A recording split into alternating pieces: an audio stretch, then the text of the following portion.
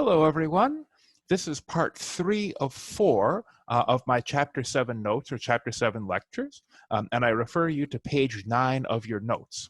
And this is going to be just a whole bunch of problems or example problems dealing with how we deal with work and conservation of energy by both conservative and non-conservative forces. So let's take this first example where we have a block that is moving to the right on a horizontal surface at 1.60 meters per second and travels a distance of 5 meters before stopping. Use work energy considerations to determine the coefficient of friction between the block and the floor. So first off, this is going to be the coefficient of kinetic friction because the box is actually moving. Second, we also need to recognize that we should draw a free body diagram as I've done here.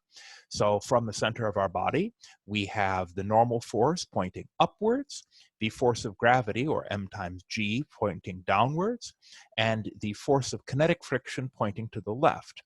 The displacement vector, or s, is going to the right in this particular case. So these are the forces that we're looking at. We should remember our handy expression for work done by non-conservative forces, which is equal to the final kinetic energy plus the final potential energy minus the initial kinetic energy plus the initial potential energy. Now, a lot of these terms are going to be zero in this particular case. Kf is going to be zero because in this problem, we know that the box or block comes to a stop. So at the end of the problem, there is no velocity, meaning there is no kinetic energy. The potential energy at the final position is also going to be zero. This block isn't running into any springs. It's not falling off a cliff. It's not poised to fall off a cliff. It just comes to a dead stop. So there is no potential source of potential energy. There is an initial kinetic energy because there is an initial velocity. And there's also not going to be an initial potential energy. This thing is not being launched off of a cliff, for instance. It is not being pushed away by a spring. It's just a box that happens to be moving. All right, so the expression then simplifies to the work done by non-conservative forces is equal to the negative of the initial kinetic energy. In other words, all of the initial kinetic energy in this system is being taken away by the force of friction. That's the only non-conservative force that we care about in this particular example. Because the normal force, once again, is perpendicular to the displacement, so it is not doing any work. So what we can say is, to substitute for the work done by non-conservative forces, that's going to be the force of kinetic friction times the displacement. That's just the expression for work. The reason I put this negative sign in front of it, in front of F sub k, is to simply indicate that the force of kinetic friction is in the opposite direction of the displacement. And as you notice on our handy-dandy axes, the force vector is directed in a negative direction, displacement is directed in a positive direction. And we keep the right-hand side of this particular expression the same. What we can then do is substitute in for the force of kinetic friction. And we know that to be mu sub k times m times g, and that's all going to be times the displacement here. We know that it's mg because mg and n are equal to one another. These are going to be the same, and this is again our expression for the kinetic friction. And then once again multiplied by the displacement vector. So our expression is now negative mu sub k times m times g times s. And that's going to be equal to the expression for the initial kinetic energy, which is 1/2 mv naught squared. And again, there's a negative sign there. What we're trying to solve for is this quantity, mu sub k. So in order to do that, we rearrange our equation. We get rid of the negatives on both sides. The masses very conveniently drop off. There's a mass here and there's a mass here. And mu sub k is then equal to V naught squared over 2 times g, that we've divided both sides by g, times s, where we've also divided both sides by s. And so mu sub k is equal to the values that we know. So the initial velocity is 1.60 meters per second, and then we square that in our expression. And then 2 times 9.8 meters per second squared, that being g on Earth, times 5.0 meters, because we're told that this moves a distance of 5 meters before stopping, which gives us a coefficient of kinetic friction of 0.026. There's actually a very low coefficient of kinetic friction, so this is a fairly slippery floor, or perhaps it's on wheels or something like that. Right? So let's take another sample problem where we're looking again at friction and its relation to thermal energy. A worker pulled a 27 kilogram block 9.2 meters along a level floor at a constant speed with a tension directed 32 degrees above the horizontal. If the coefficient of kinetic friction between the block and the floor was 0.20, what were the work done by the cord's tension and the increase in thermal energy of the block floor system? So first thing that we want to do is, you guessed it, draw a free body diagram. In this case, we have positive x going to the right, positive y going up. We have a normal force, which is going upwards, as well as this tension vector, which is going to have both y and x components. The force of kinetic friction is acting only on the x direction, or acting in the negative x direction, and we have the weight of the box that is pressing down. And you'll note that the weight vector is longer than the normal force vector. We will see why in just a minute. In this case, it's going to be very important to decompose the tension vector into a y component and an x component. We've done this kind of thing before, where we found that pulling up on a box, because it tends to reduce the amount of normal force, will actually reduce the force of friction. So just remember, with this decomposition, you have the magnitude of tension here. You've got T. You have this 32-degree angle. So T sub y, the y component of tension, is going to equal T times the sine of 32. Again, this is opposite over hypotenuse.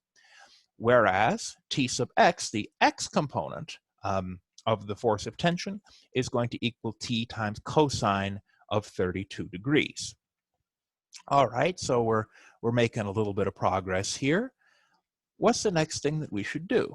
Well, our strategy is to find the force of tension and then dot it with displacement. So we are not given what T is. So I'll go ahead and circle that. And this is a big old question mark.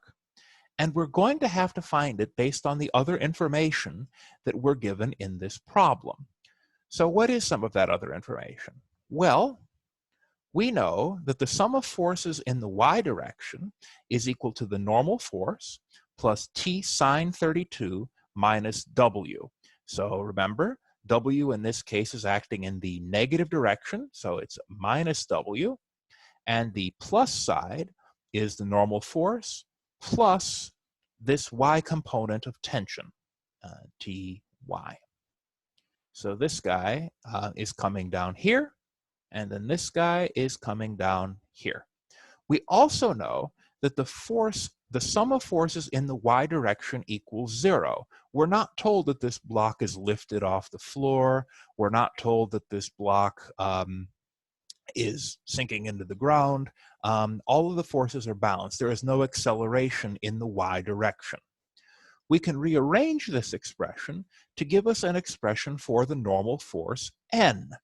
Why we'd want to do that is, as you will recall, the force of friction is dependent on what the normal force is.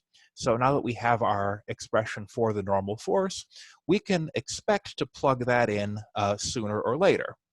All right? And I think it's going to be sooner rather than later. Let's also consider the sum of forces in the x direction. So that is, directed to the right is the x component of the tension force, and that is equal T cosine 32 degrees, sorry. The x component of tension is T cosine 32 degrees. That's in the positive x direction, so it is positive. The negative direction is the force of kinetic friction. That's the only force that's acting in a negative direction in x. We also know that the sum of forces in the x direction equals 0. How do we know that? Because we're told that the box is drawn across the floor at a constant speed. It is neither accelerating nor decelerating, which therefore means that the sum of forces has to equal 0 because there is no net acceleration. We then rewrite this expression, plugging in for F sub x, or the kinetic friction, which is going to be the coefficient of kinetic friction times the normal force, as you'll remember from Chapter 5. So now we have something that we can plug in our expression for the normal force. So this comes over here. Once we've done that, we have T cosine 32 degrees minus mu k times W minus T sine of 32, and all of this equaling 0. We then distribute the coefficient of kinetic friction across both of these terms. And then we go ahead and rearrange to solve for T. So we pull T out of here, or rather, we add this to both sides. We add mu k W to both sides. We then pull T out of the resulting expression on the left-hand side. We now know that T times cosine 32 degrees plus mu sub k sine 32 degrees is equal to mu sub k times W, W being the weight. And we now know that T is equal to mu sub k times W over cosine 32 degrees plus mu sub k sine of 32 degrees. We divide both sides by cosine 32 degrees plus mu sub k sine 32 degrees. So we substitute in values that we already know or that we have been given. So we know that the coefficient of kinetic friction is 0.2, and we plug that in. We can calculate the weight because we're told that it is a 27 kilogram block, and that the acceleration due to gravity is 9.8 meters per second squared, or 264.6 newtons. That's the weight. We plug these values in for mu sub k and W and mu sub k, and we find that the force of tension is 55.5 newtons. We just plug that into our calculator and chug away. So now that we have this force of tension, we can multiply it by the displacement, or to be more accurate about it, we dot it with the displacement. So the work of tension is equal to the dot product of the force vector and the displacement, or alternately, force times displacement times cosine of theta times the angle between them. Or alternately, a third way you could think about this is that we are multiplying T sub x, we're multiplying the x component of the tension vector times the displacement vector. So we know it's 55.5 newtons. That's the force of tension. We know that the distance across which this is dragged is 9.2 meters, so we can plug in for that. And we know that the angle between these is 32 degrees. We know that the x component of the tension vector is given by T cosine 32. So we multiply by cosine of 32. We go ahead and plug in and chug, and we find that the work done by the force of tension in this case is 433 joules. So I'll go ahead and go back to that, 433 joules. So now in part B, we're asked about the increase in thermal energy of the block floor system. The increase in thermal energy is just the inverse of the work that is done by friction. Again, this is a conservation of energy thing. The energy that friction is pulling out of the system is given to the broader universe in the form of heat. So there's a big old shortcut we can take here. Remember that net work will speed an object up or slow it down. This is something that we saw in Chapter 6 and the previous sort of series of lectures. But we are told that this is moving at a constant speed. And because it's moving at a constant speed or at a constant velocity, we know that the work that is being done by tension has to be entirely negated by the work done by friction. There is no net work happening here. There's no work happening in a sort of positive direction, and there's no work that's happening in a negative direction. The work being done on the system is balanced. The work that's tending to speed the object up, and the work that's tending to the work that's tending to speed the object up and the work that's tending to slow the object down are going to be equal in magnitude, but opposite in sign. So the work of tension is equal to the negative of the work of friction. We know that the work of tension is 433 joules, so the work done by friction in this case has to be negative 433 joules. The work friction is doing is going to increase the thermal energy of the system. So what we say is delta E thermal, or the change in thermal energy, is equal to the negative of the work of friction. So that's because, again, work that's being taken out of the system is a negative sign, but work that's being given to the universe in the form of heat will have a positive sign. Or you can just remember it more simply as the change in thermal energy is equal to the negative of the work of friction. So the delta E thermal in this case, and the answer that is being asked for, is positive 433 joules. All right, so that was pretty simple. Let's have a look at another sample problem. In the figure below, a 3.5 kilogram block is accelerated from rest by a compressed spring with a spring constant of 640 newtons over meters. The block leaves the spring at the spring's relaxed length and then travels over a horizontal floor with a coefficient of kinetic friction mu sub k of 0.25. The frictional force stops the block in a distance of 7.8 meters. So we're asked, what is the increase in thermal energy of the block floor system? What is the maximum kinetic energy of the block? And what is the original compression distance of the spring? So in terms of finding the increase in thermal energy of the block floor system, we have to once again look at what work is being done by the force of friction. And that's going to be equal to negative force of friction kinetic. I just wrote it in a slightly different way, but this is the force of kinetic friction dotted with S, or the displacement.